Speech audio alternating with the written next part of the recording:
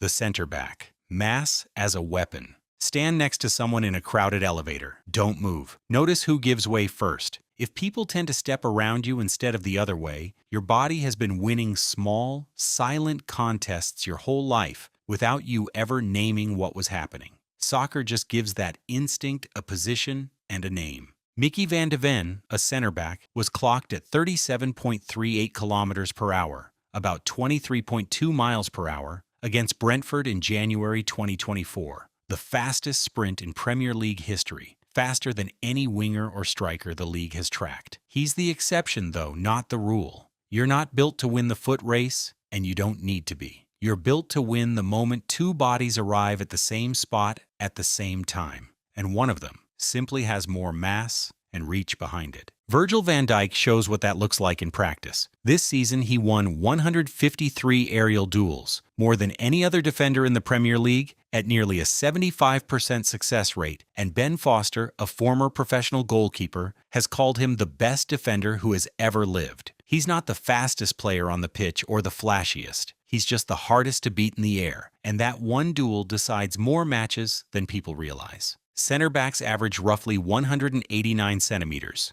6 feet 2 inches, several centimeters above midfielders and forwards. If you've spent your life being the tallest person in most rooms, that height was never just for looking good in photos. Longer limbs take more time to change direction, though, and tracking data consistently shows your position covers the least ground and logs the fewest sprints on the pitch. You were never meant to chase. You were meant to be there first. The striker, built for the explosion, not the marathon. There's a half second right before you jump off a diving board that has nothing to do with the dive itself. Your legs load. Your whole body commits in one motion, and that single instant is the only physical skill this position actually needs. Erling Haaland's acceleration from a standing start has been measured at 2.6 seconds over the first 20 meters, about 22 yards, faster than most professional sprinters cover the same distance. That number is the launch, the exact thing your body is tuned to deliver. Top speed and stamina barely factor in. There's a second version of this problem, and Harry Kane built an entire career answering it. With your back to goal and a defender shoving into your spine, strength becomes the whole conversation. Shield the ball, absorb the contact,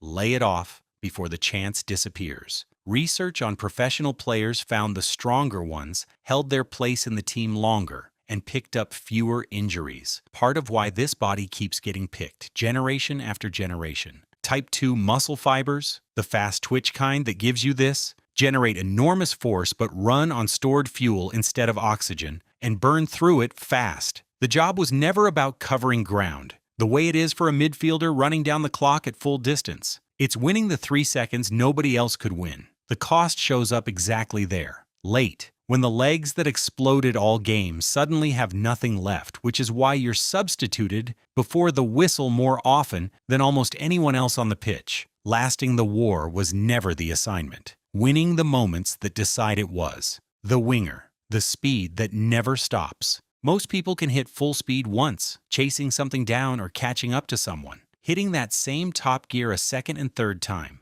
with barely a pause in between, is a different ability entirely, and most bodies quietly fail that test without ever noticing. Kylian Mbappé once hit 38 kilometers per hour, about 23.6 miles per hour, during a sprint for PSG against Monaco in League One, faster than Usain Bolt's average speed across his own 100-meter world record. A striker only has to find that gear a handful of times a match. This position is expected to find it dozens of times, with barely a breath between them. Multiple studies, including a large analysis of professional matches in Poland and a review spanning domestic and European competitions, found wingers and wide midfielders consistently cover more high-intensity and sprint distance per match than any other position. Less about one explosive moment, more about repeating that explosion until the final whistle. You already know if your body works this way. It's not about whether you get tired. It's whether your third sprint actually reaches the same top speed as your first, or quietly falls short without you noticing.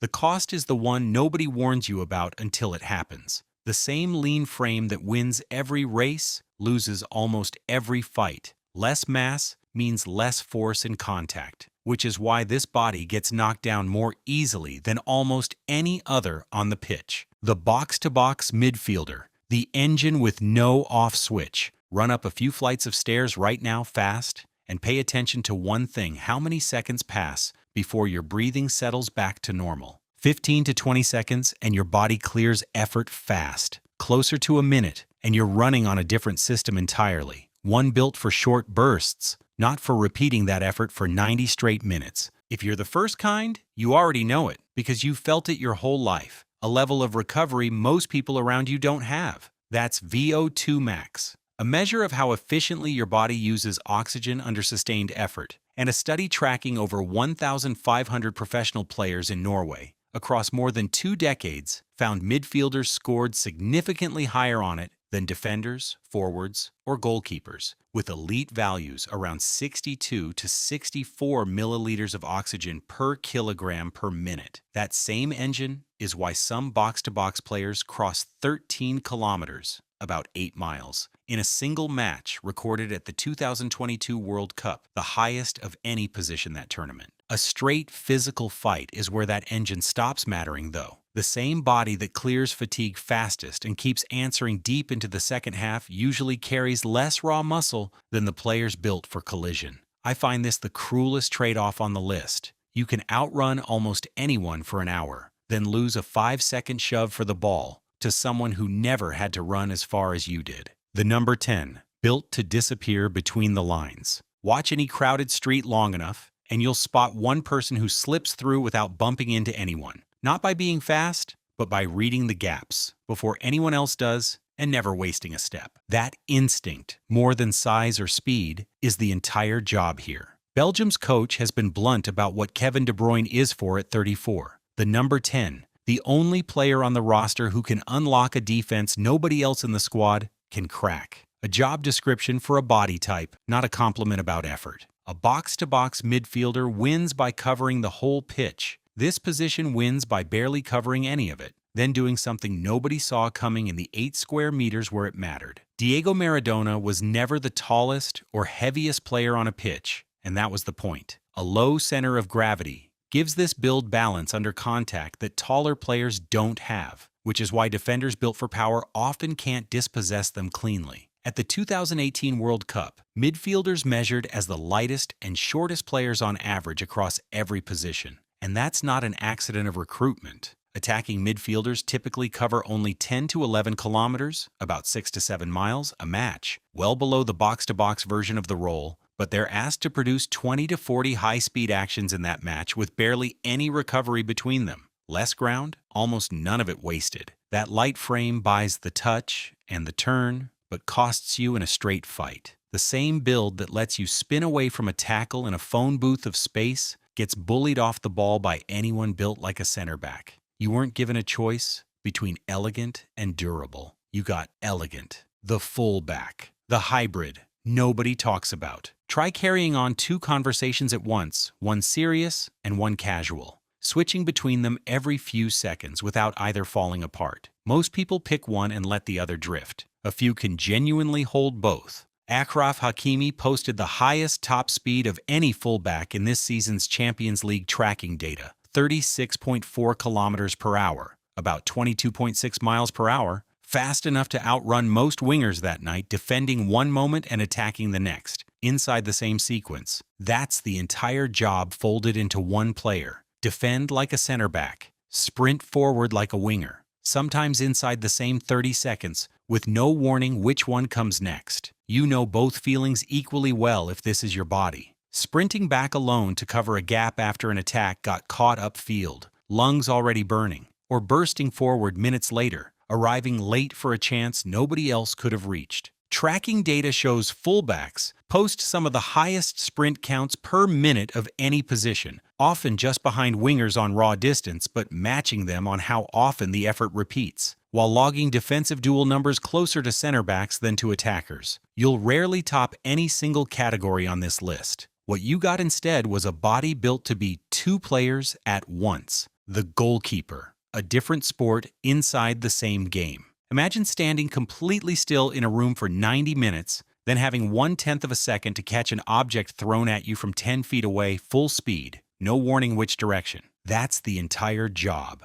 minus the stillness that makes people forget how hard the one moment is. Everyone else on this list lives inside the same contest, running, jumping, colliding. This position opts out of almost all of it. Thibaut Courtois stands 199 centimeters, 6 feet 6 inches tall, currently rated by ESPN among the 2 best goalkeepers heading into this tournament. The kind of frame that turns a near impossible save into a routine one. Argentina's Emiliano Martinez, the other name on that short list, built his reputation on the skill the next paragraph explains. Here's the part almost nobody expects. Expert goalkeepers don't actually move faster than novices in penalty kick research. One frequently cited study found experienced keepers started their dive about 230 milliseconds before the kicker's foot struck the ball, while novices jumped the gun far earlier, around 479 milliseconds before contact, and still saved fewer shots. The advantage isn't reaction speed. It's reading the hips and the plant foot early enough to commit late and still arrive in time. Try it during the next penalty you watch. Look at the standing foot and the hips before contact, not the ball. Call the side before the foot swings through and you already have the one skill that separates a save from a guess. What you don't get is anything that transfers. The anticipation and explosive power that make this body elite here mean almost nothing on the rest of the pitch. Move into an outfield role and the training that built that game becomes irrelevant. What this actually means for you. 7 positions, 7 different bodies, none built to do everything. A team still needs 11 players, and 7 body types don't divide evenly into that number. Some get doubled because the job is too big for one body alone. 2 center backs share the air, 2 fullbacks cover both flanks, 2 wingers stretch the field. The goalkeeper, the number 10, and usually the lone striker each get one body, because splitting those jobs in half would defeat the point of having them. The center back was built to be there first. The striker was built to win the moment, not the war around it. The winger was built to never stop, and the fullback was built to be 2 people at once. The midfielder's body keeps answering long after everyone else's has gone quiet. The number 10 was built to disappear and reappear exactly where it matters. And the goalkeeper opted out of the whole physical contest just to win the one moment that matters most. You didn't choose any of it. It was the shape you were handed before you ever touched a ball. And whichever job that is, the cost was always built in alongside the advantage. Your build picked your position long before you did. It does not have to limit what you do with it.